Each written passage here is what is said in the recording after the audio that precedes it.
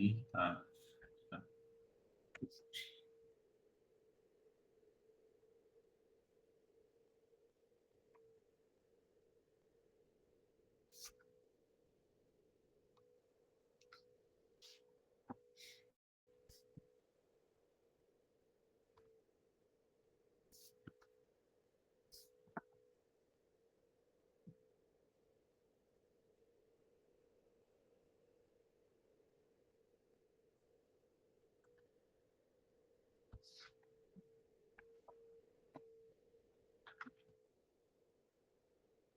teori dulu ya, nanti setelah itu kita bisa praktek.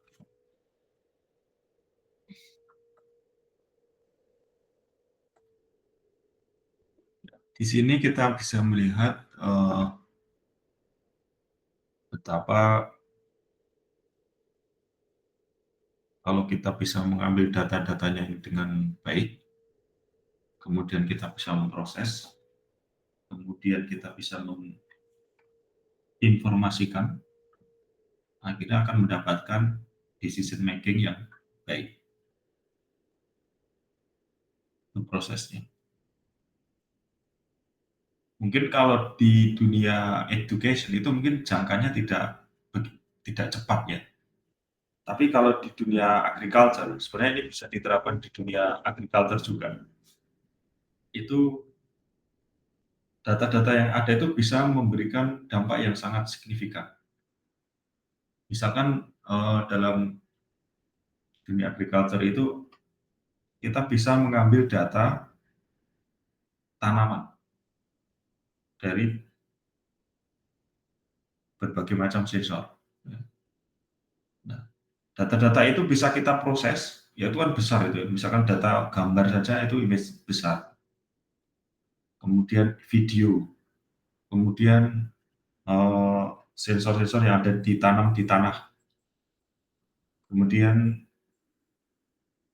sensor-sensor yang dia itu dari drone, ya, terbang mengambil images gitu, kemudian diproses. Itu bisa, data-data itu bisa diambil semuanya, dan gimana cara memproses data-data itu, kemudian bisa ditampilkan dengan baik, itu bisa mengefektifkan dari segi penanaman. Makanya kita kenal istilahnya smart farming, ya, smart farming. Jadi pertanian yang smart. Jadi kita benar-benar dilakukan interupsi ketika itu dibutuhkan interupsi. Ya, misalkan tanamannya itu mengalami kekeringan, ya, kekeringan, dan itu bisa dilihat dari sensor menggunakan drone, kemudian kita bisa mengambil data image-nya gitu. Nah ini bagian ini yang kekeringan. Itu dengan segera dilakukan interupsi, yaitu dengan memberikan treatment pada tanaman itu, misalkan segera disirami. Nah, itu contohnya. Nah, begitu juga di dalam dunia education, itu sebenarnya bisa juga diterapkan smart education. Sehingga kita perlu memasukkan data-data yang sebanyak mungkin, ya. Kemudian dengan data yang banyak itu bisa kita lakukan pemrosesan, kemudian mendapatkan output yang signifikan. Nah, ini sangat bagus sekali ya kalau kita bisa mencetak orang-orang yang belajar itu dengan baik gitu. Output yang sangat baik gitu. Ini masih istilahnya masih susah ini dalam hal education ini. Masih belum banyak yang implementasikan benar-benar maksimal gitu. Menerapkan semua sistem yang ada dari segi datanya, gimana mendapatkan data yang maksimal sebanyak-banyaknya, kemudian dari segi pemrosesan, kemudian dari outputnya. Nah itu karena nggak banyak orang yang menangani ini karena prosesnya lama ya, nggak instan gitu langsung dapat gitu. Jadi proses pembelajaran itu memang lama dan kadang memang nggak mendapatkan apresiasi yang maksimal karena bisa jadi banyak faktor gitu ya. Ya misalkan kayak muridnya nggak terlalu pintar, gimana bisa mendapatkan output yang baik. Nah itu proses-proses kayak gitu, oh muridnya sudah pintar kok, ya pastilah bagus hasilnya gitu. Jadi ada indikator-indikator yang untuk nge-proof bahwasanya ini nih, sukses dalam hal pembelajaran saya, ya itu masih nggak ini, penilaiannya itu masih sulit gitu. Tapi kalau misalkan kita bisa membuat semuanya itu menjadi mungkin inputnya banyak, benar-benar kita ambil benar data-data yang banyak itu, ya big data itu, terus kita proses dengan semaksimal mungkin, habis itu kita lihat outputnya ya. Seperti pertanian, jadi kalau pertanian seperti itu hasilnya memang eh, dari segi tanaman hasilnya itu maksimal gitu ya, bisa maksimal. Karena treatmentnya bagus. Nah, untuk education ini masih challenging, jadi teman-teman nanti bisa menerapkan seperti itu. Kalau misalnya bisa berhasil, ya itu luar biasa. Nah, kita akan coba mengarah ke sana.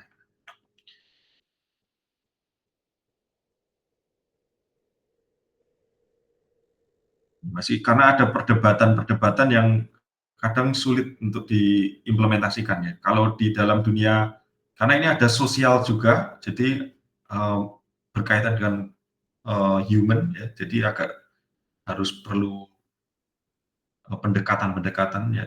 Kalau tanaman kan kita langsung mungkin treatment-nya kayak begini, tapi kalau manusia kadang agak susahnya di sana. Jadi tapi memang itu kita coba ya teman-teman di dunia pendidikan ini bagaimana, apakah mungkin ya. Sehingga data-data yang kita bisa dapatkan ya, yang besar itu kemudian kita proses, akhirnya mendapatkan data yang bagus itu kita olah ya, maka dengan data yang itu bisa melakukan hasil yang baik sehingga kita bisa melakukan learning experience ya. Jadi proses pembelajaran yang menarik gitu. Kita juga bisa mendapatkan student progress ya di tracking ya. Jadi seperti itu. Kemudian akhirnya kita bisa hal-hal yang strategik ya, misalkan kurikulum, kemudian resource allocation, kemudian educational, strategik itu kita bisa maksimalkan.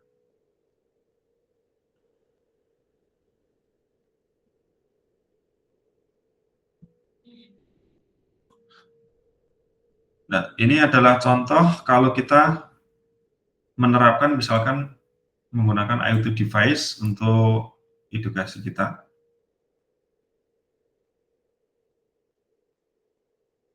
Ya, contoh-contohnya yang mungkin teman-teman bisa terapkan, ya, ini kita bisa menggunakan smart board. Jadi ada board yang smart gitu ya, yang bisa melihat secara keseluruhan. Ya. Misalnya dalam sebuah kelas ada smart board di sana, ya, kita bisa implementasikan mungkin ada semacam layar besar gitu tentang aktivitas yang terjadi di kelas tersebut. Barangkali ini bisa jadi di sana apa aja data yang bisa kita tampilkan, apa aja yang kita bisa olah itu mungkin bisa menambah cara baru gitu ya. Kalau di perusahaan-perusahaan misalkan kayak di pabrik itu kan ada smart board juga. Jadi di pabrik itu akan setiap individu-individu itu terdetek di sana. Misalnya kalau kayak pengepekan ya, bagian pengepekan itu eh, sampai di mana, berapa persen. Nah itu bisa terlihat di sana. Jadi di smartboard itu. Kemudian tracking ya, tracking attendance. Jadi bisa terlihat. Kemudian nah ini nih yang bisa kita pikirkan juga wearable device ya. Yang lebih akurat. Ya mungkin kita bisa menerapkan kayak jam tangan yang dipakai setiap siswa itu, apakah dalam kondisi saat belajar itu, apakah kalau dia itu eee, jadi kita bisa mempelajari kira-kira pas maksimal untuk memberikan pelajarannya bagaimana, seperti itu.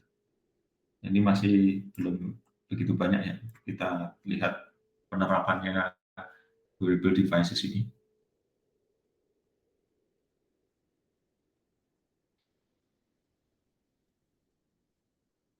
Mungkin bagus diterapkan di pondok pesantren kali atau di boarding house gitu ya. Ya, karena di pondok pesantren itu kita bisa lihat banyak yang terjadi kasus-kasus ya, eee, itu bisa misalkan kayak pemukulan ya dengan wearable device kan bisa ketahuan nih terjadi pemukulan ya, itu kita bisa mendeteksi, eee, jam tangannya itu. Mungkin denyutnya cepat karena takut ya, mungkin denyutnya cepat sekali gitu.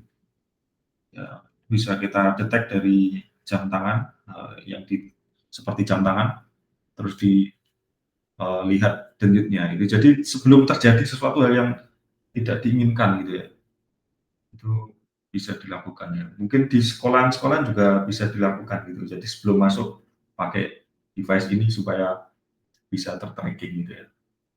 Ya, itu agak butuh. Nah, tapi itu, example-example yang mungkin bisa kita terapkan. Masih banyak hal-hal yang lain yang dibutuhkan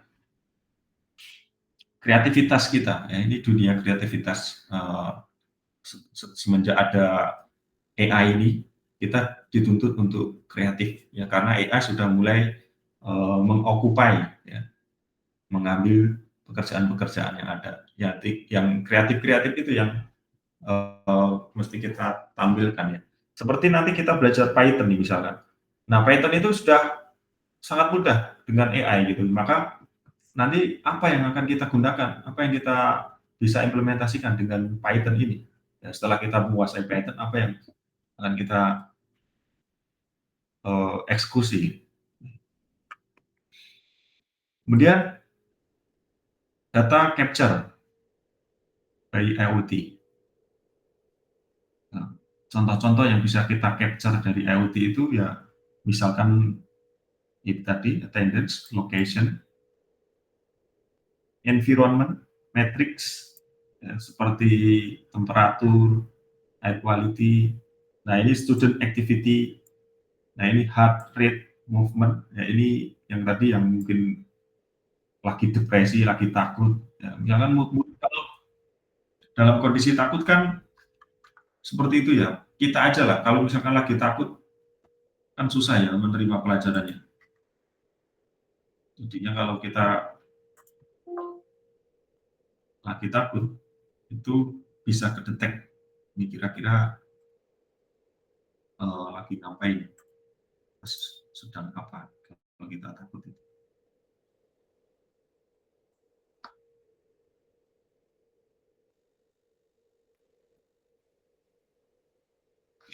Nah,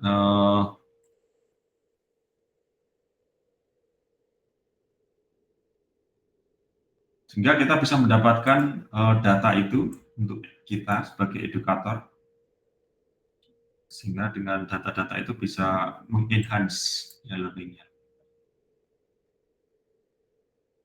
Data sources itu bisa dari tadi yang kita bisa jelaskan dari IoT, kemudian ada LMS, dan kemudian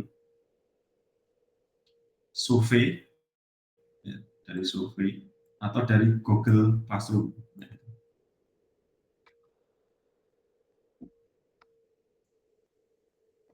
Kemudian kita bisa memvisualisasikannya. Ini tadi kembali ke sana. Oke, sekarang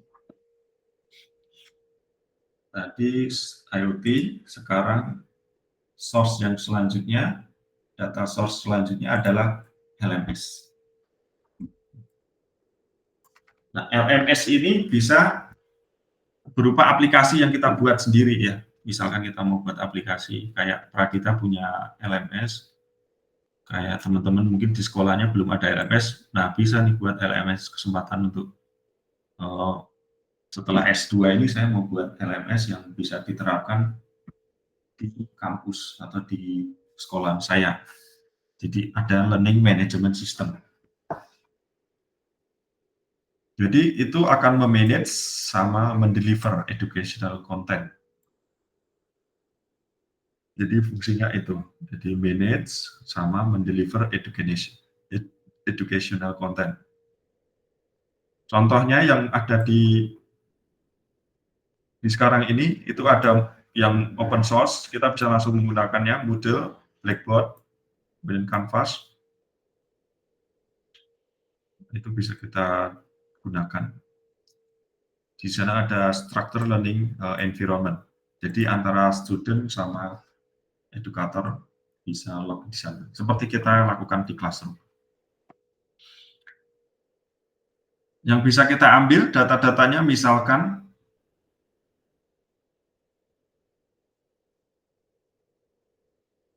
yang akan memberikan informasi dari instruktur sama student, yang misalkan ada course progress, kemudian interaction matrix, seperti login frekuensi, kemudian time spend, ya, spend dalam belajar.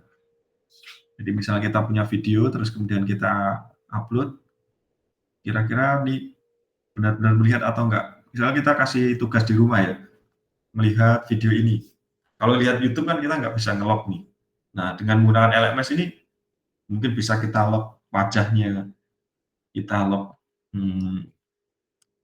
berapa lama dia itu melihat itu, nah, itu bisa kita terapkan. Jadi ini brainstorming ya, teman-teman bisa memikirkan tentang hal itu. Jadi ini brainstorming yang mungkin eksekusinya di teman-teman aja. Kemudian kita bisa assessment score, sehingga kita bisa melihat secara engagement-nya gimana sama performance. Jadi keseringannya dia dengan platform itu bagaimana dan performance-nya bisa kita lihat. Ini kalau kita benar-benar memang concern ya di dunia pendidikan ya. Memang kembali ke bahwa dunia pendidikan itu tidak instan memang hasilnya. Mesti beberapa tahun, mungkin setahun, 2 tahun itu nggak bisa kita lihat, tapi pelan-pelan. Ya itu butuh keikhlasan kita memang. Itu memang berbeda dengan sistem-sistem yang lain kayak misalkan pertanian itu bisa kita lihat mungkin dalam jangka 4 bulan. Ya, tapi kalau pendidikan ini agak memang lama. Kemudian untungannya apa? Kalau kita menggunakan LMS itu, ya kita bisa melihat beberapa hal. Jadi datanya tersentralize, jadi bisa mengakses resource, bisa men-track learning outcomes, sehingga seperti kayak Google Classroom itu kita bisa melihat seperti itu. Challenge-nya apa? Challenge-nya itu kayak di dunia SMK mungkin ya. SMK ini kalau IT mungkin nggak masalah ya ngakses komputer, tapi yang eh, nggak ada komputernya ini ya gimana caranya? Ya, ini yang mungkin agak susah juga untuk diterapkan. Tapi yang sebelumnya tadi yang IoT devices ini mungkin bisa ya kita terapkan di dunia pendidikan SMA gitu. Ya, karena kita nggak butuh komputer ya kita tinggal beli alat terus kita pasangkan di mana di pojokan di tempat-tempat tertentu gitu. Tapi yang ini memang butuh interaksi dari user sendiri ya mungkin dengan HP gitu ya, dengan smartphone bisa juga. Nah, data yang lain yang bisa kita dapatkan yaitu dari uh, survei ya.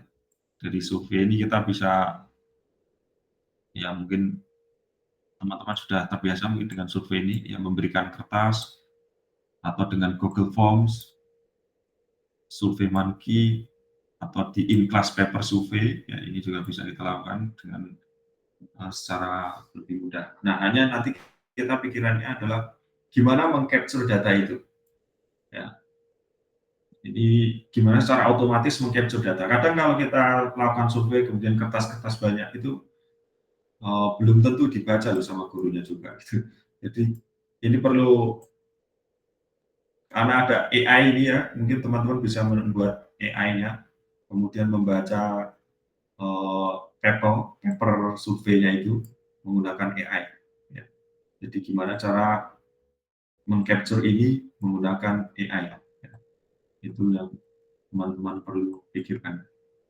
Jadi sekarang itu, eee, menggunakan kamera itu bisa membaca tulisan kayak Google Lens. Google Lens itu teman-teman kan ada ya Google Lens, nah buat pakai ya. Jadi kita punya gambar gitu dibaca sama Google.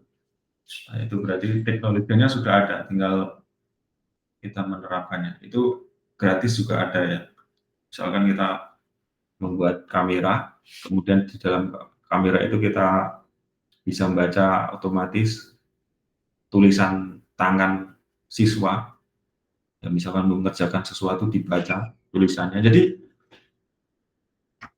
kalau utama yang membuat kita malas untuk memberi tugas itu gurunya juga kadang malas untuk membaca hasil tugasnya.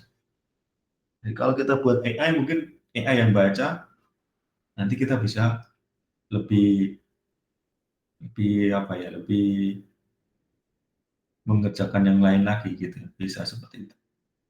Nah, ini di survei ini ada banyak sekali hal-hal yang bisa kita improve ya dalam dunia pendidikan ini sebenarnya. Dari segi survei ya, in paper class ini kita bisa baca dan lain-lain.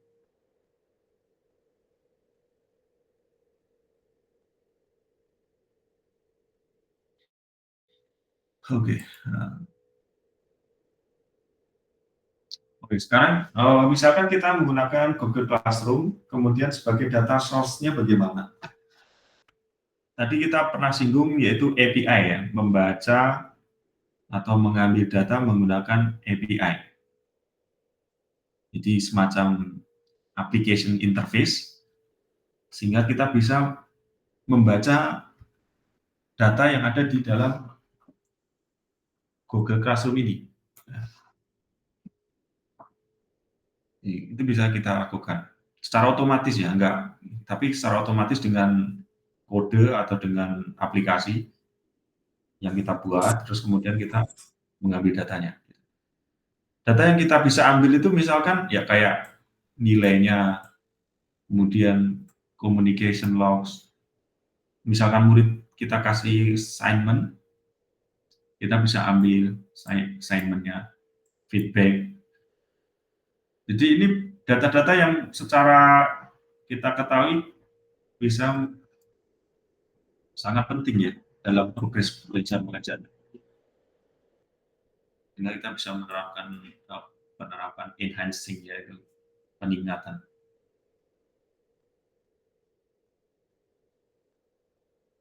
Jadi selain itu kita bisa memudahkan ya dalam kita memanage ya. Misalkan nilainya ya udah tinggal masukin tugasnya di submit, kita bisa tinggal langsung baca tugasnya seperti apa. Jadi kayak sudah nggak pakai paper saja gitu. Eh, kita bisa sharing ya seperti itu. Cuman ya itu nanti lebih banyak tugas-tugas ya mungkin seperti itu kalau misalnya kayak menggunakan Google Classroom ini ya, kita bisa terapkan, kita track hasilnya seperti apa.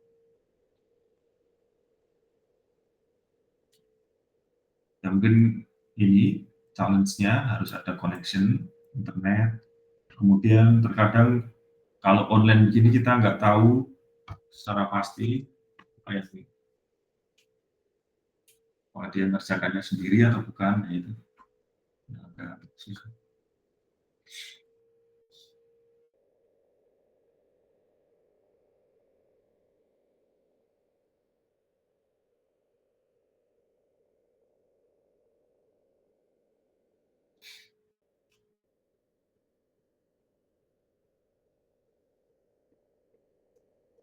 Di tekniknya kita menggunakan API. Nah, ini untuk facilitate data between system. Jadi misalkan kita punya platform yang lain yang berbeda, platform A misalkan, kemudian ada platform B. Untuk bisa dari platform A ke platform B itu butuh otomasi kan. Nah, itu seperti yang dilakukan menggunakan kode simple yang kecil gitu. Dia bisa membaca CSV file atau JSON, kemudian bisa langsung dikirimkan ke spreadsheet seperti itu. Jadi data dari Google Classroom langsung diolah, dibaca API lewat API. Kemudian kita outputkan menjadi Excel gitu. Jadi kita otomatis nggak perlu membuat laporan-laporan yang kita tulis secara manual. Tapi dengan data-data yang ada di Google Classroom, kemudian kita baca API-nya, kemudian nilainya keluar. Kemudian attendance juga gitu. Nilai juga seperti itu. Tugas-tugas langsung kita nilai di papan LMS itu, ya. Langsung kita bisa misalkan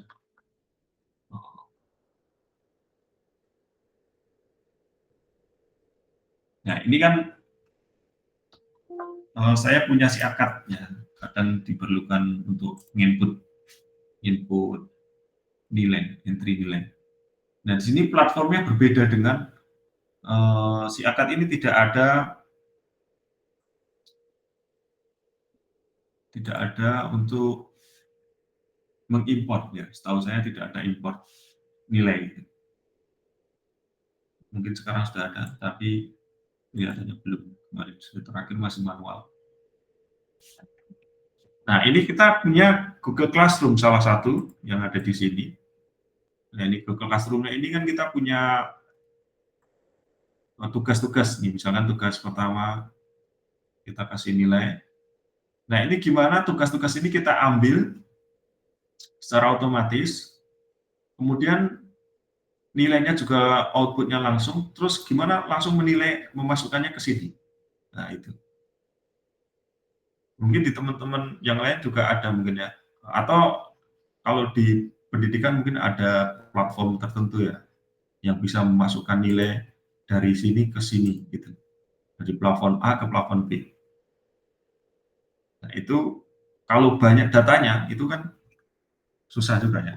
Kalau misalkan kalau guru-guru sudah dikasih kayak begini baca langsung masuk ke sini senang guru-gurunya. Jadi bisa mengerjakan pekerjaan yang lain yang lebih lebih bermanfaat.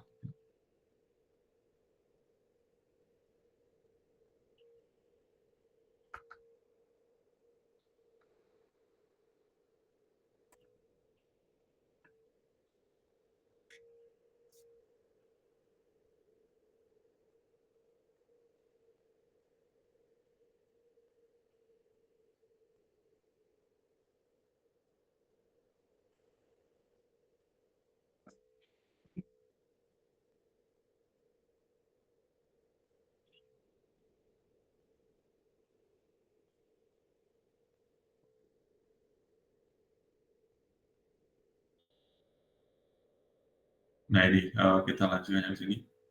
Jadi kita bisa ya tadi data source-nya itu ya bisa dari API, kemudian bisa dari CSV import, bisa dari survei secara manual kita baca apa-apa yang ditulis student. Terus kita bisa juga dari IoT sensor. Nah ini kita lihat challenge-nya. Pertama itu berkaitan dengan privacy dan security. Ya. Jadi ini memang jadi salah satu yang menjadi concern. Jangan sampai hilang datanya atau diambil orang. Nah, itu bagaimana? Makanya security engineer itu sekarang ini booming sekali ya, ini bisa ya lowongannya banyak gitu. Kemudian mengintegrasikan antar sistem, ya kayak tadi ada LMS, kemudian ada siakat, ya itu gimana. Kemudian dataset, nah ini makanya butuh kita mengerti, kadang itu datasetnya itu nggak cukup, incomplete atau inconsistent, sehingga akan terjadi human error.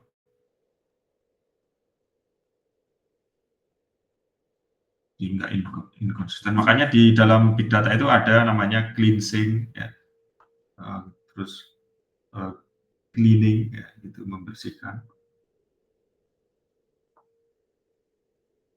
Nah ini teman-teman nanti yang akan membuat ini dibutuhkan technical expertise requirement. Ini yang bisa diandalkan nanti. Sehingga tidak semua bisa mengimplementasikan ini, memang orang-orang tertentu yang punya expertise.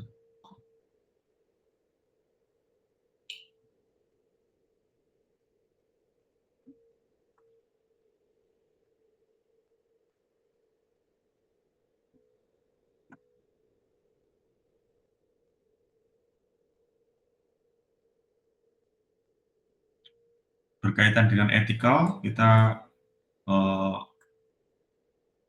ini aja poin-poin besarnya. Yang pertama adalah consent dari segi student consent dan privacy. Yang tidak disukai student apa, jadi kita tidak boleh mengambil secara ini serampangan. Data itu ya memang benar, kemudian transparan. Nah, ini agak sedikit nggak teknikal ya, nggak teknikal. Lewat aja.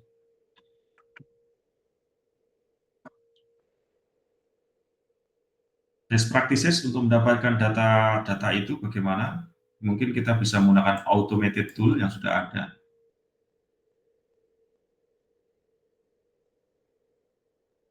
Jadi kita atau kita buat ya automated, sehingga staff itu bisa lebih fokus ke yang lain.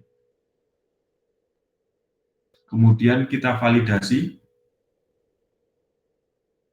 jadi kita validate dulu, kemudian mungkin terus kemudian kita update jika perlu updatean. Misalkan datanya kolomnya perlu ditambah, ya kita bisa update.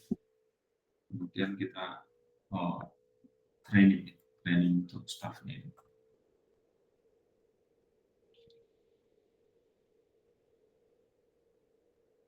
Future masa depannya kita bisa dari data sources yang kita pelajari hari ini, yaitu dari 3 hal ya paling tidak kita amati. Kalau disimpulkan itu dari otomatis ya, full otomatis, kemudian semi otomatis, kemudian manual. Manual itu contohnya dari kertas, siswa menulis, kemudian semi otomatis mungkin dengan LMS, kemudian dengan fully autonomous ya, dengan IoT, dengan devices seperti itu.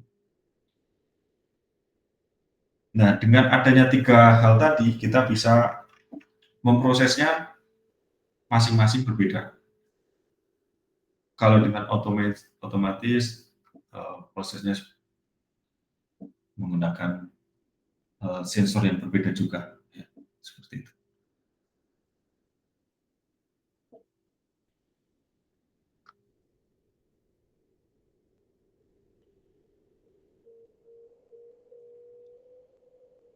Jadi kita perlu mengimplementasikan semua ini kalau misalnya kita ingin mendapatkan hasil yang maksimal ya. Jadi IoT sensor kita terapkan juga, kita menggunakan LMS juga. Jadi akhirnya menjadi data yang besar dan gimana cara memproses data tersebut. Kita enhance dengan IoT integration, ya mungkin dengan classroom, ya, kita Jadi kalau misalkan ada alarm, ya, misalkan alarm gitu, ya itu lebih cepat ya responnya ya bagi institusi atau edukator itu bisa lebih cepat. Jadi alarmnya itu didesain otomatis ya dari data-data yang ada itu langsung alarm gitu. Sehingga nggak perlu nunggu gitu. Jadi itulah outputnya alarm. Outputnya adalah alarm ini yang diharapkan sebenarnya. Jadi jangan sampai terjadi yang kebablasan gitu. Sebelum kebablasan sudah ada alarm sehingga langsung ada actionnya gitu. Namanya call to action. Itu akhir-akhirnya itu ini mentok-mentoknya pinginnya biar actionnya itu bisa langsung ada action dari data yang ada langsung ada actionnya apa.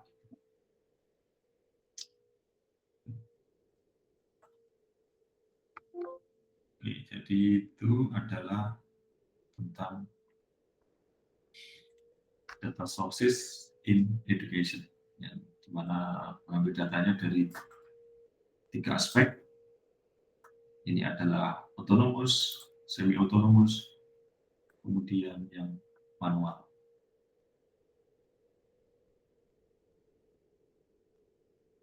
Sekarang kita prakteknya seperti apa? Mungkin di sini kita bisa melihat secara praktis.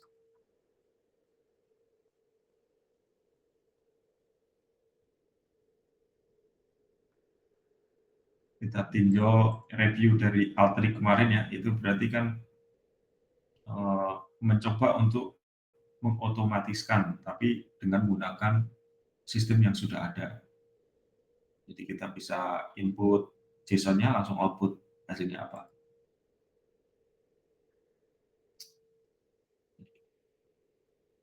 Ya memang ini non technical user, jadi kita bisa menerapkannya. Jadi seginya itu non technical user, user friendly. Jadi nanti kita bisa memberikan advanced analytical. Ya, jadi kalau kita teman-teman ada data di mana bisa mendapatkan output yang maksimal, yaitu dengan data yang banyak, nanti kita bisa mendapatkan. Karena di sana ada Python juga yang kita bisa taruh script ya, di sana. Tapi sebenarnya larinya ke sini sih kalau Python. Ya memang bisa, cuman nggak se-fleksibel dengan kita menggunakan Python seperti itu.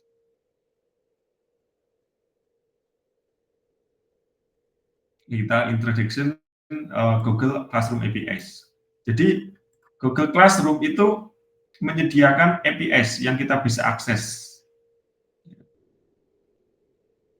Jadi kita bisa akses secara programmatically untuk apa? Untuk retrieve data atau manipulasi data. Data yang bisa kita manipulasi adalah misalkan course information, student participation, dan lain-lain. Untuk retrieval kita bisa menggunakan uh, berbagai cara ya, bisa menggunakan uh, tentunya ini berkaitan dengan bahasa, ya, bahasa Python atau bahasa C# atau bahasa JavaScript, ya itu kita bisa melakukan fetching atau mengambil datanya itu.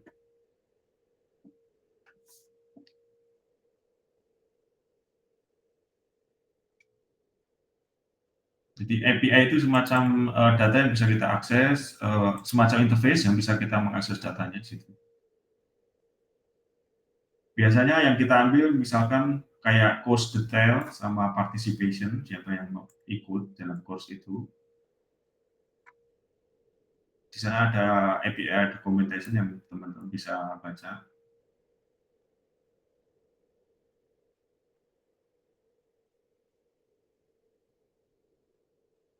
Nah, ini setting, cara settingnya. Jadi teman-teman bisa menuju ke Google Classroom ya.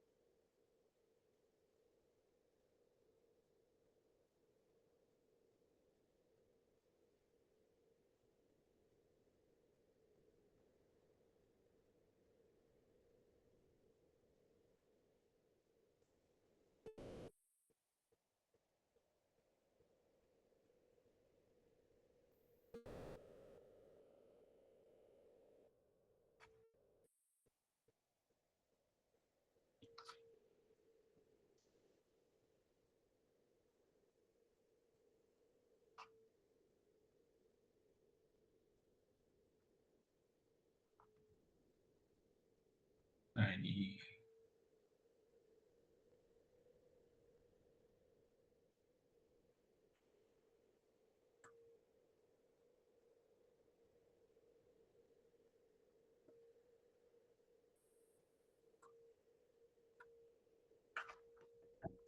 Jadi mungkin teman-teman bisa praktis untuk buat Google Classroom apa aja di sana itu sangat eh, pertama ini ada kita buat create class, membuat kelas. Kemudian setelah terjadi atau membuat kelas kita bisa akses ini seperti ini big data ini. Nah, di kelas ini ada kita buat meeting, kita ada classwork, kemudian ada people, kemudian ada grade. Nah ini bisa kita download secara otomatis. Gimana caranya? Itu pertama-tama kita perlu membuat agar kita bisa login ke sini, ya, login ke sini untuk bisa mengakses API-nya bagaimana. Nah, yang pertama. Jadi kita mesti enable dulu Classroom API-nya. Jadi teman-teman bisa buka Google Cloud Console. Jadi Google Cloud Console ini kita bisa mengenablekan Classroom API. Jadi supaya kita bisa mengakses secara programmatically. Ya,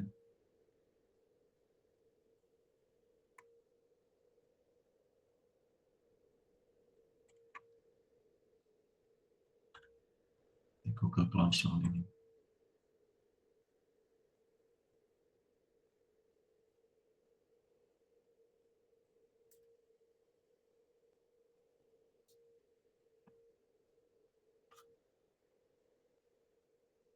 Nanti terus kita akan mendapatkan Classroom API untuk bisa mengakses ke sana. Kita akan punya semacam to kredensial, terus kita bisa mengakses. Kemudian kita bisa menggunakan Google API Python Client ya, untuk ini ada semacam libraries yang di Python, itu kita bisa langsung menggunakannya.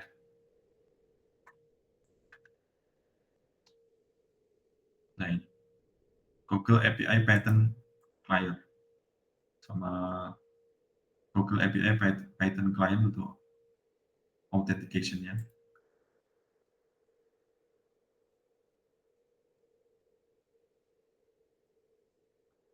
Itu caranya. Tapi ini kita sebagai overview dulu, jadi belum sampai ke sini. Teman-teman kalau mau duluan juga tidak apa-apa. Tapi ini sebagai overview.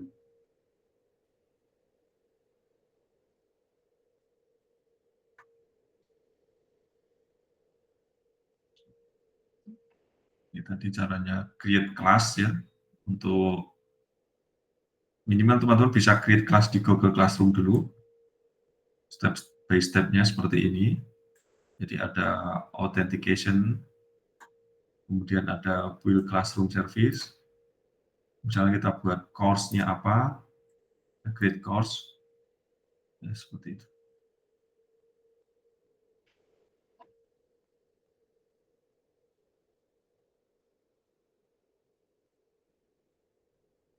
Jadi dengan Python ini kita bisa mengakses Google Classroom ya. Jadi nanti outputnya bisa berupa JSON file ya, dari data itu.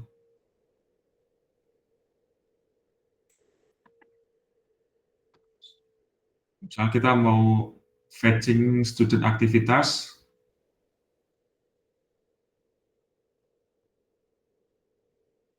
jadi kita bisa mengakses menggunakan API yang sudah kita daftarkan.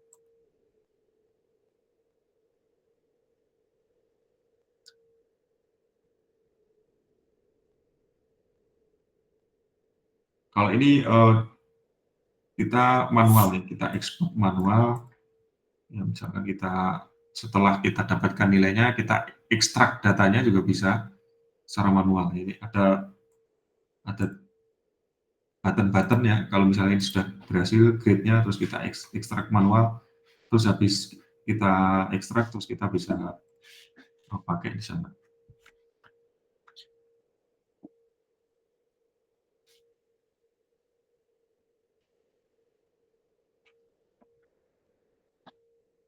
Di Python itu ada namanya Pandas, itu library. Ini hanya pengenalan singkat saja, nanti tentunya deep dive-nya lebih ke slide selanjutnya ya. Terus kita bisa menggunakan atau menangani atau membaca file-file seperti CSV, Excel, JSON, itu mempunyai nested. Yang kemarin kita bisa manual, ya, kita bisa nested untuk membaca. Kemarin kita buat workflow, nah di sini juga bisa buat workflow yang lebih fleksibel lagi ketimbang di Terlink Money. Ya. Workflow-nya lebih fleksibel sekali kalau di sini, menggunakan Python ini. Nah, Pandas ini library ya. Pandas ini library, dia simplify data manipulation. Jadi semacam library yang dia itu menyimpulkan ya, menyederhanakan, ya, memudahkan kita untuk memanipulasi data dengan minimal code, ya, kodenya minimal.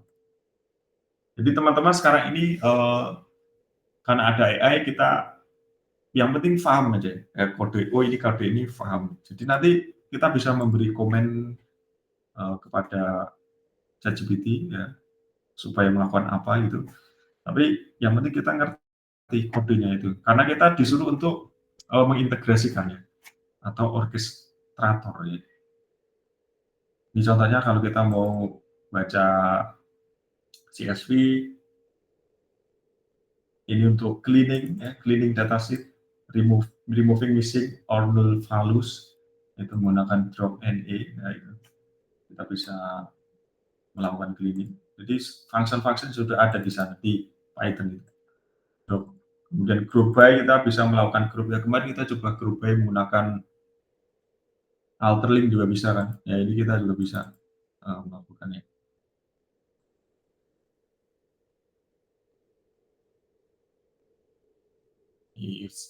Importing data yang dengan Pandas, ya, seperti contohnya. Tapi ini nanti kita hanya sebatas ini dulu. Nanti kita basicnya dulu kita harus paham. Ini cara import data, kemudian kita cleaning data juga bisa. Nih contohnya drop NA in place sama dengan true. Jadi remove with any missing values from the dataset. Jadi kalau kita kasih in place sama dengan true, data yang missing itu bisa kita remove. Gitu. Jadi hanya data saja yang komplit yang kita proses.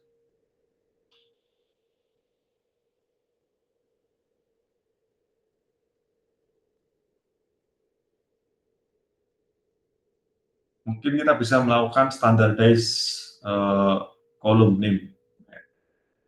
Jadi kita bisa ganti name-nya juga bisa. Kolomnya kita ganti namanya. Ya, kemarin juga bisa kan kita ganti namanya dari enrollment menjadi year. Di sini juga bisa kita. Kemudian duplicate.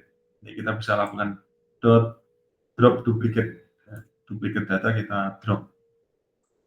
Nah, ini untuk melakukan supaya tidak terjadi duplikasi.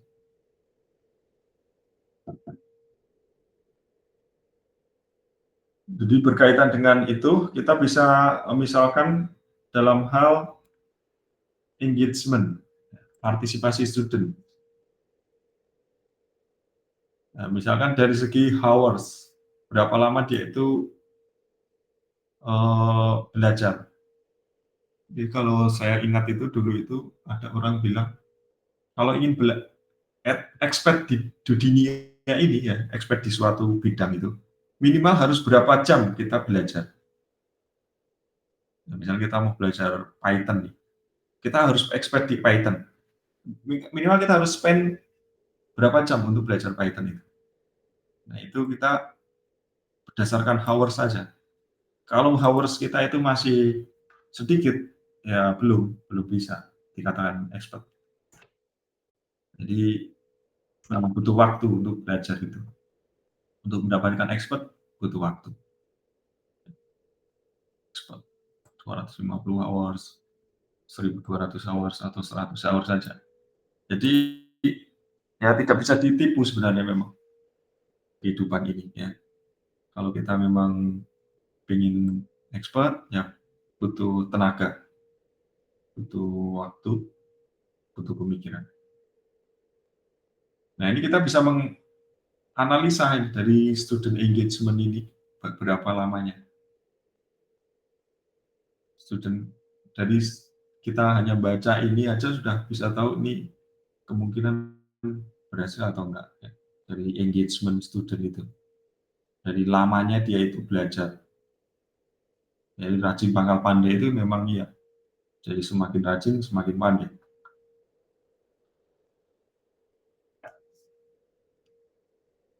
Tapi sayangnya orang itu lebih suka senang-senang dahulu, bersakit-sakit kemudian ya kalau kita lihat. Ya buktinya seperti itu kan. Orang itu pinginnya senang-senang dahulu, bersakit-sakit kemudian gitu. Gimana ya nggak bisa gitu ya. Ya anak-anak muda itu banyak sekali yang bersenang-senang dulu kalau saya amati di jalan-jalan ya, nongkrong sambil merokok ya bersenang-senang dulu nanti bersakit-sakit kemudian. Kenapa dibilang bersakit-sakit kemudian? Karena kalau itu berarti dia kan nggak punya skill yang banyak kan, skillnya nggak banyak, nggak expert juga gitu ya. Lulusan IT memang, tapi expert enggak gitu, cuman kulitnya saja. Karena apa? Karena engagement di dalam belajar itu nggak banyak. Gitu. Kalau kita lihat orang belajar badminton misalnya, itu dia itu main badminton itu sehari itu bisa berjam-jam, sehingga menghasilkan expertise yang luar biasa. Berbeda dengan hanya main asal main gitu ya, nggak expertise. Jadi butuh expert kita itu butuh waktu untuk sampai ke sana. Gitu. Jadi asalkan kita mau spending waktu untuk sesuatu yang kita inginkan, skill apa yang kita inginkan, mungkin di sekitar teman-teman ini masih muda-muda ya, umur 30-an gitu, atau 25. Ya. Jadi masih ada jalan yang banyak untuk menuju ke expertise itu. Jadi minimal berapa harus yang teman-teman sempatkan ya untuk belajar itu. Jadi kalau nanti teman-teman belajar Python, silahkan untuk berapa jam saya spend.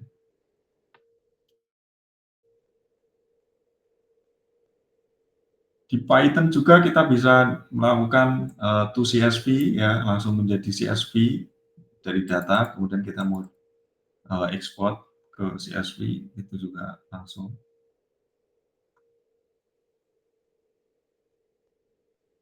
kita lewat saja.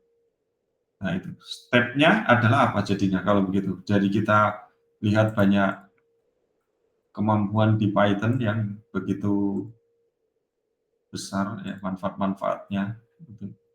Step selanjutnya adalah kita mau silakan belajar untuk uh, Python-nya itu, Python-nya itu kita boleh belajar. Di kelas mungkin tidak terlalu detail ya saya pelajari karena kita pelajari karena teman-teman di satu sisi ada yang sangat sudah jauh sekali Python-nya, di satu sisi ada yang masih baru sama sekali. Jadi saya harus ke tengah-tengah agar yang terlalu sudah pinter nggak terlalu bosan gitu. Yang belum sama sekali juga bisa mengikuti ya gitu-gitu. Gimana caranya? Nah, coba kalau teman-teman misalnya nggak paham bisa instruksi ya, ya seperti itu.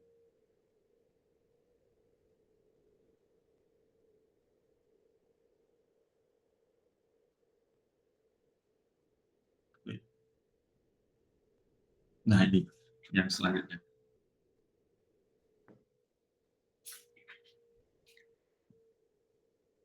exploring the versatile Python programming language. Selanjutnya ini kita mungkin sampai sini dulu, ada pertanyaan?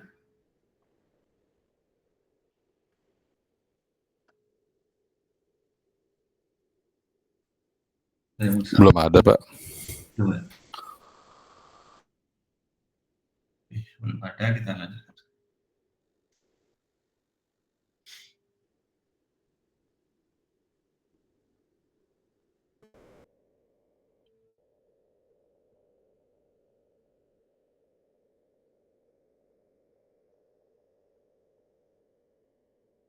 Di Python ini kita bisa melakukan banyak hal, ya.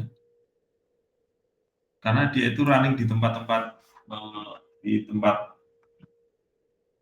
yang cukup dinamis, ya. Bisa kita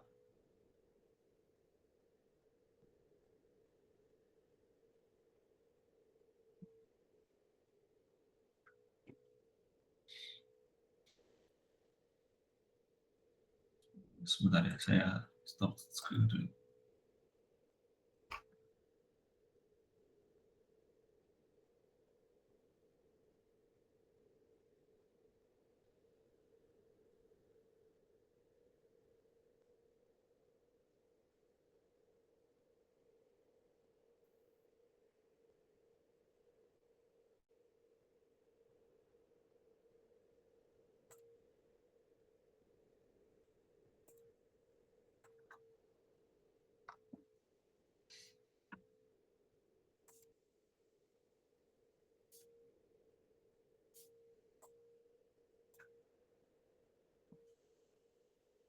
Keuntungan mempelajari Python tentunya tadi sudah kita singgung juga di depan. Langsung saja kita membahas. Jadi ini sebenarnya dipelajari mungkin beberapa hari, tapi ini karena kita singkat saja supaya teman-teman ada pemahaman, ya, secara singkat bagi yang non IT.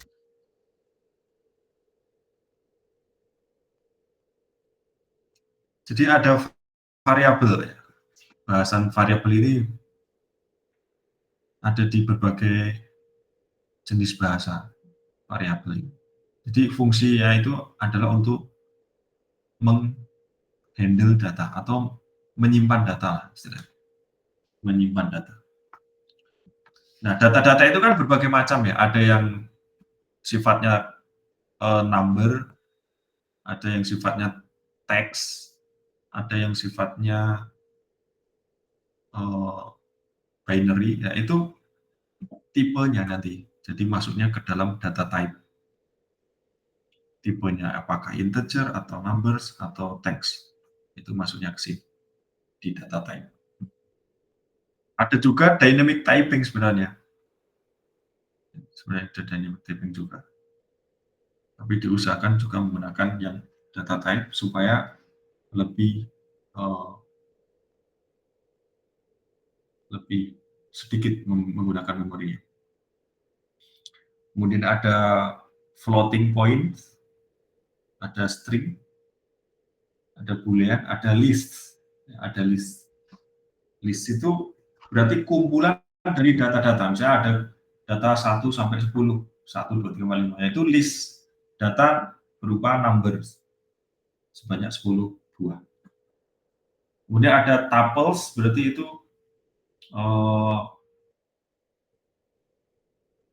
similar to list but immutable. Artinya sekali dibuat dia nggak bisa di-alter, dirubah-rubah nggak bisa. Misalkan untuk storing fixed collection of items, jadi items yang fix untuk menyimpannya itu, untuk disimpan ke sana. Jadi ini level of integrity, jadi sudah ditaruh situ berarti nggak boleh dirubah, gitu. Kita bisa bilang seperti itu, untuk integritas data. Kemudian ada dictionary. Dictionary itu kayak ada kunci, ada nilai. Jadi key sama value. Misalnya kuncinya A, value-nya B, enggak. Kuncinya A, value-nya misalkan data objek mahasiswa. B, jadi mahasiswa. Tadi mahasiswa namanya B, kemudian C, mahasiswa namanya C. Gitu. Jadi ada dua, namanya key value base. Jadi ada key, ada value-nya, kemudian nggak hanya satu, tapi lebih dari satu. Itulah dictionaries.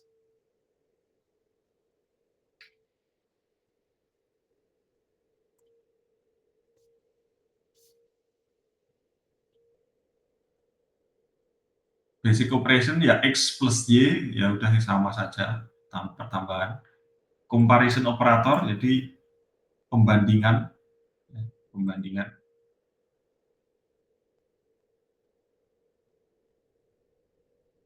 Jadi membandingkan antara data. Data itu lebih besar atau lebih kecil, yaitu comparison. Kemudian ada logika, yaitu sama dengan ini mirip. Apakah ini true atau false gitu ya. Jika X lebih besar dari 5, apakah true atau false gitu ya. Yang mengembalikannya hanya dua, true atau false saja.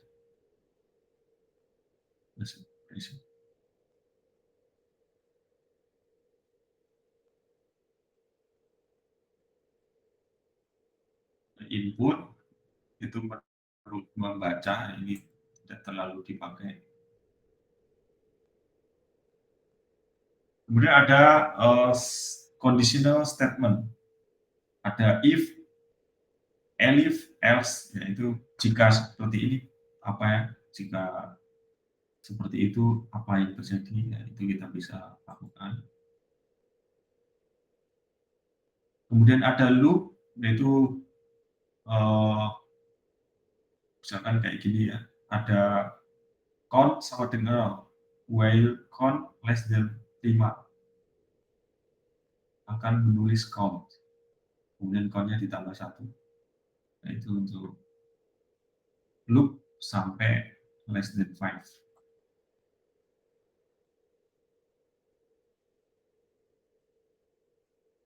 Kemudian di sana harus kita pelajari juga tentang function. Ya, function. Jadi pertama tadi ada data type, kemudian ada macam-macam condition atau ya, kemudian selanjutnya adalah function. Sebenarnya nggak banyak sih kita mau.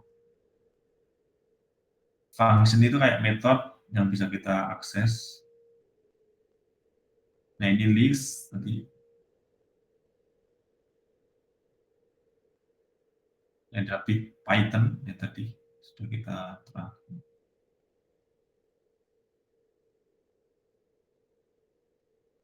Nah yang ini mungkin tuples ini adalah immutable sequence. Jadi misalkan kita punya X sama Y, ini X-nya, ini Y-nya gitu. Jadi kita bisa lakukan dan kita simpan. Jadi ini X, ini Y, kemudian ini adalah raw data, jadi list ya, lebih dari satu. Jadi items, multiple items.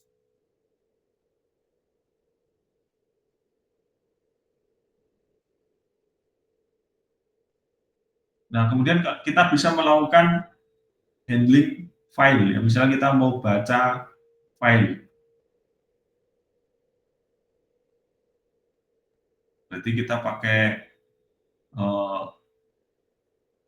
function yang sudah ada dalam Python, tinggal kita gunakan saja caranya write, misalkan file.write. Jadi kita bisa menuliskan ke dalam file. Nah, di filenya ini kita beritahu nama filenya apa, terus kemudian kita bisa menulis menggunakan kodenya itu. Reading juga sama juga ya.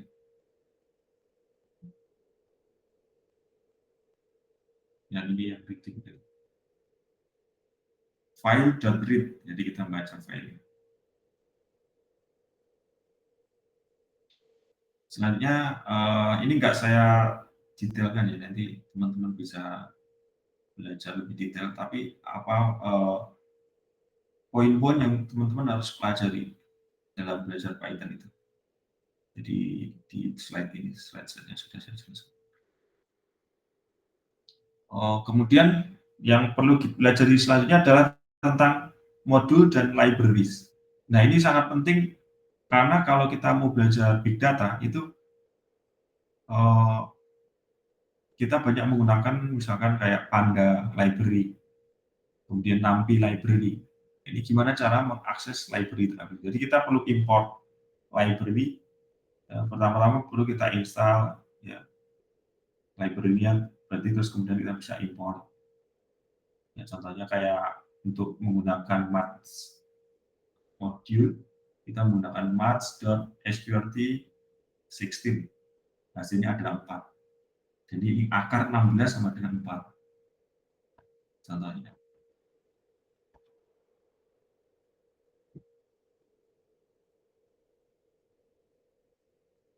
Terus kita juga bisa efektif error handling. Ya, misalkan kita baca file tapi filenya nggak ada. Nah, itu kan error tuh biasanya. Maka kita bisa kasih error handling. Kalau nggak ada filenya, apa yang terjadi? Ya, kita bisa kasih try catch. Ya. Kita try dulu, baru nanti kita catch. Gitu. Di dalam dunia Python juga kita mesti mempelajari tentang OOP, Object Oriented Programming. Nah, ini contohnya blok-blok kayak begini ya. Ini ada blok mahasiswa, blok dosen, blok karyawan ya misalkan. Nah, itu apa aja kontennya yang ada. Nah, ini kayak properti-propertinya yang berbeda-beda.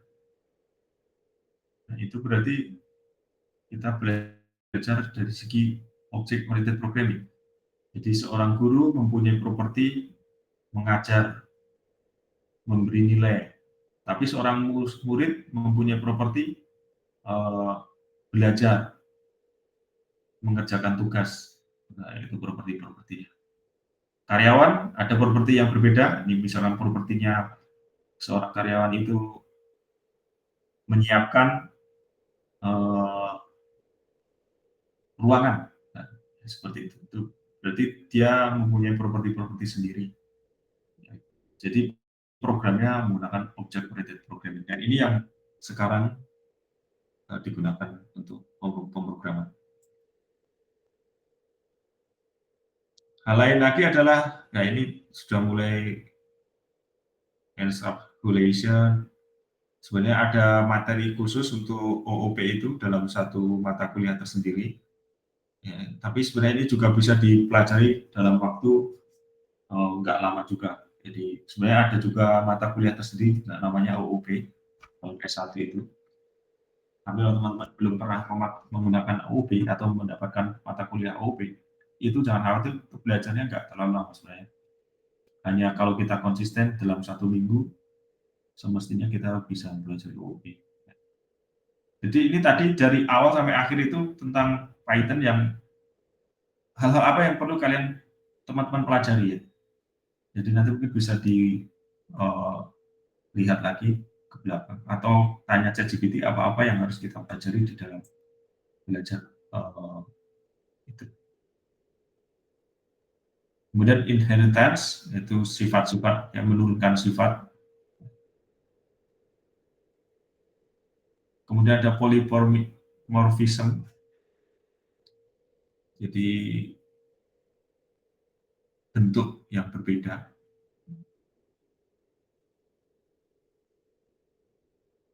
Jadi misalnya kita kayak speak ya, bicara antara dog dan animal kan berbeda. Animal kan beda-beda. Nah, ini kalau dog sama cat juga beda speak-nya. Maka disebut sebagai polymorphism. Katanya sama, speak, ya. Tapi output-nya berbeda, bunyinya berbeda. Itu polymorphism.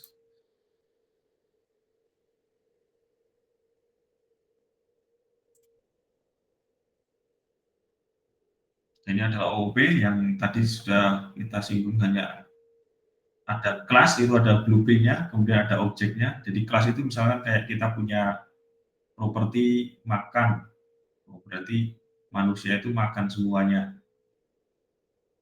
Kemudian ada properti manusia itu tidur. Tidurnya dari jam berapa sampai jam berapa. Itu adalah properti-properti. Kemudian di dalam kelas itu ada properti dan ada juga method. Dan properti itu untuk menyimpan data, kalau method itu untuk melakukan sesuatu.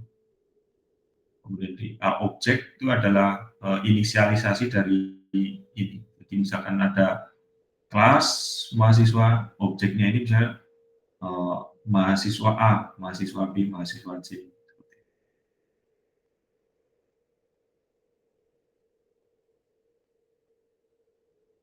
Kemudian selain itu teman-teman harus mempelajari libraries, ya, libraries.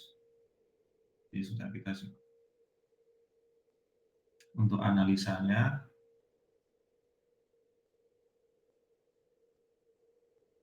Nah, di sana ada ini Pandas ini ada library ya. Jadi semacam tool yang bisa kita gunakan untuk proses data, data-data array gitu.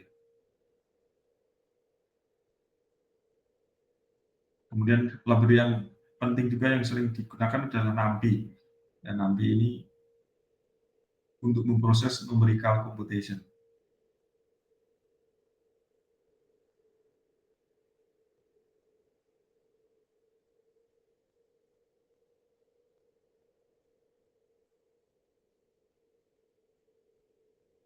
NumPy ini bisa untuk kalkulasi, ya, seperti itu.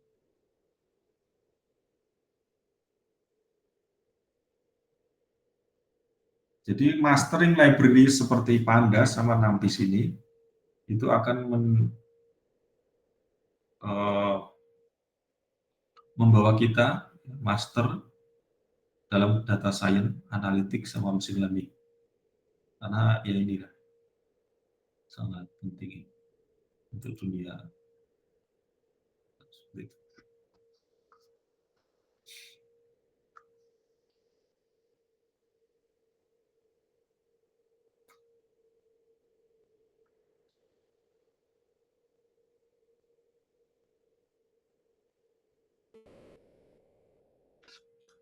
Nah, saya sudah menyiapkan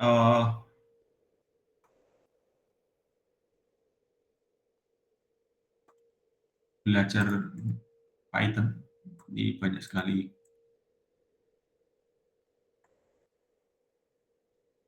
contoh-contohnya. Kalau teman mau bisa digunakan juga. Tapi cara yang efektif sekarang sudah ada ChatGPT ya. Dari ChatGPT itu teman-teman bisa misalkan contohnya. Ya.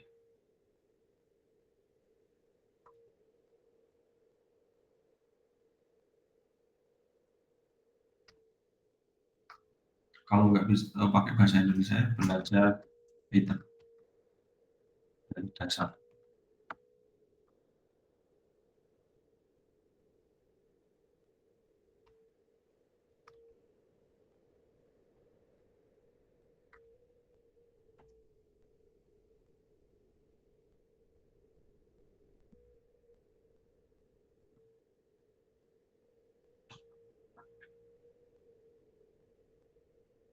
Nah, ini paling yang paling esensial yang teman-teman perlu coba-coba ini. Jadi tips-tipsnya praktek setiap hari, gunakan sumber gratis. Nah, ini sih, cuman ini aja lah.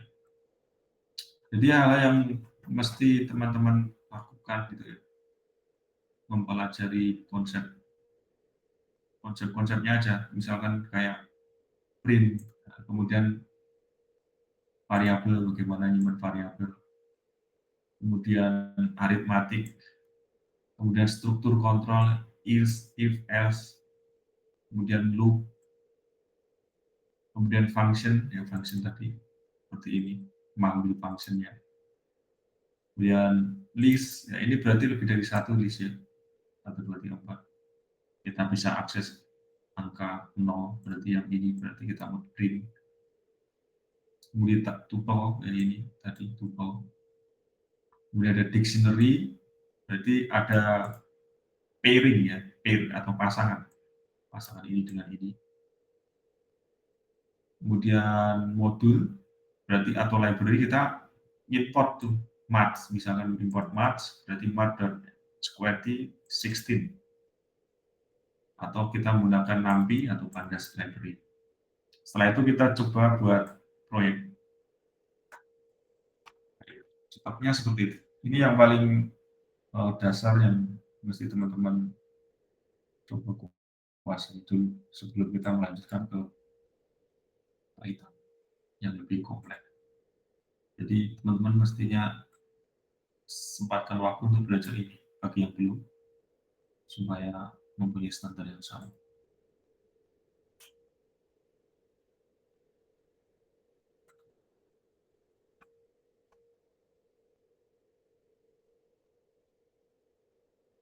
Ya itu. Ya sampai sini mungkin ada pertanyaan.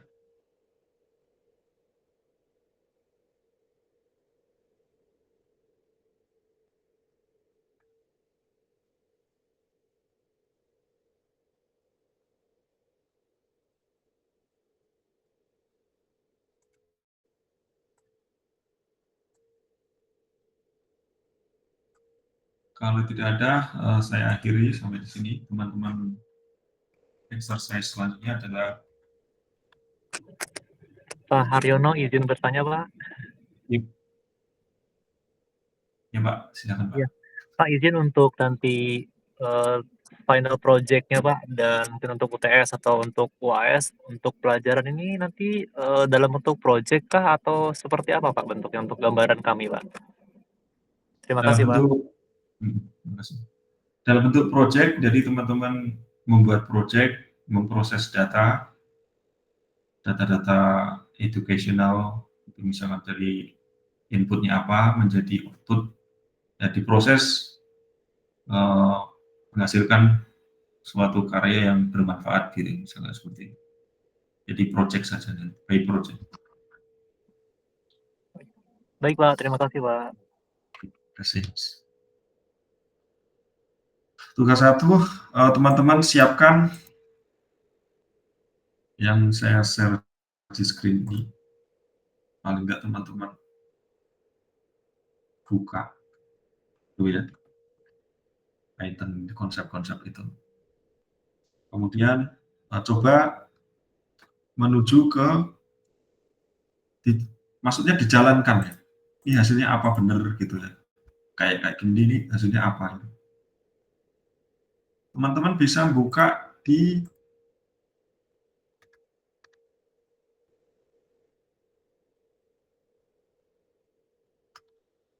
Google Lab, Python Colab. Jadi nggak usah install apa-apa, cuma login. Nanti teman-teman bisa menjalankan running program. Jadi contohnya seperti ini. Ini kan saya buka. Nah ini kan.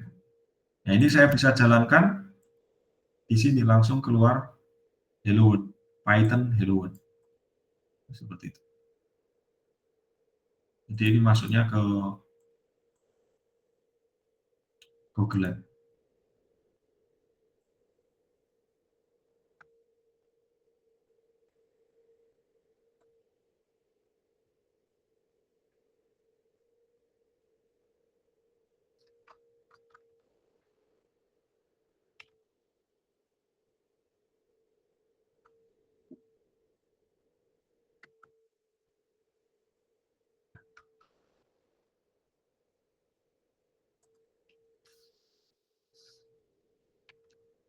Nah, ini ya, Google Lab. Buka Google Lab, login, kemudian dijalankan ini. Tugas yang ini. Ini beginner atau non beginner kerjakan semua ya, sama ya. Soalnya biar semua mencicipi semuanya. Meskipun ini sangat dasar sekali bagi yang IT, tentu saja. Tapi ini supaya sama persepsinya nanti. Mungkin yang IT tapi nggak pernah pakai Python bisa mendapatkan minimal merefresh lah. Oh ini function kayak begini modelnya.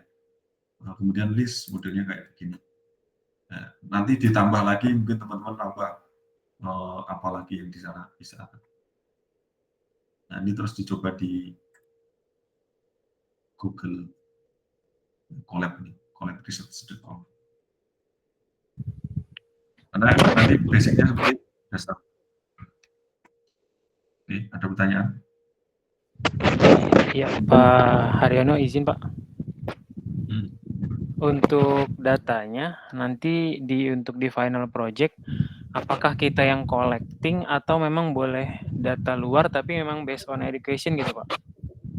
Ya, teman-teman sendiri yang collect. Ya. Oh jadi nggak boleh pakai resource dari luar ya Pak? Misalnya dari Kaggle gitu Pak? Bisa aja, yang penting teman-teman Yang penting education gitu Pak? proses hasilnya itu ada gitu. Misalkan dari data yang ada tapi project-nya itu nyata gitu. Oh, manfaatnya seperti ini gitu. Jadi ada nilai tambahnya ketika teman-teman keluar dari mata kuliah ini nih, ada project yang sudah jadi yang bisa ditawarkan ke institusi, ya seperti itu. Oh gitu ya Pak. Jadi boleh ya Pak ya pakai resource dari luar ya Pak? Boleh. Iya ya.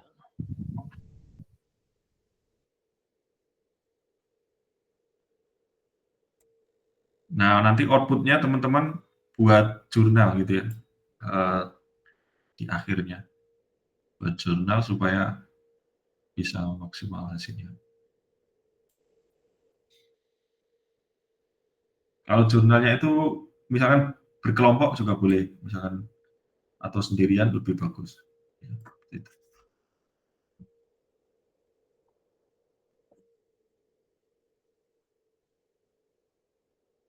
Ya, ini memang harus banyak belajar memang ya. Kalau memang ini belajar kita, jadi untuk yang non IT manfaatkan untuk belajar ya, ini semaksimal mungkin waktunya. Nah, teman-teman masih muda ya, saya lihat masih belum masih 30-an, jadi masih banyak waktu untuk menyongsong masa depan. Oke, terima kasih banyak atas atensinya. Sampai sekian. Kita semoga bisa bertemu di minggu depan. Insya Allah. Nanti online ya, jadi online nanti biasanya sebulan sekali kita offline gitu ya. Jadi pas offline itu saya harapkan kehadirannya teman-teman. Jadi mungkin hanya sebulan sekali kita bisa bertemu di sana. Baik, Pak. Ya, terima kasih banyak. Baik, Pak. Terima kasih. Terima kasih, Pak. Baik, terima kasih, Pak. Terima kasih. Terima kasih, Pak.